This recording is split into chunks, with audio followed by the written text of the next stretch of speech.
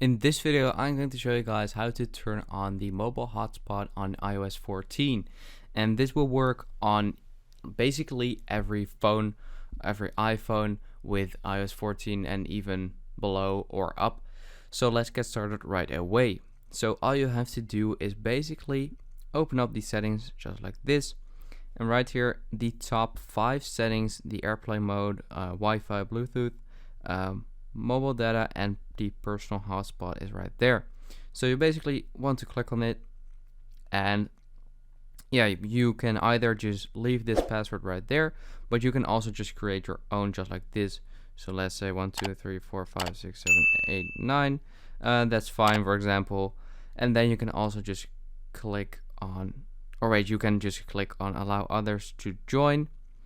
And now if you go to the Wi-Fi, or like if other phones go to the Wi-Fi, they will see your hotspot. Usually it's iPhone from and then your name, but you can also change that somewhere in the settings. And then people can connect to your phone with this Wi-Fi password. And that is basically it. So I hope this video helped you out. Please leave a like and let me know in the comments if it worked, and I'll see you next time. Have a good day.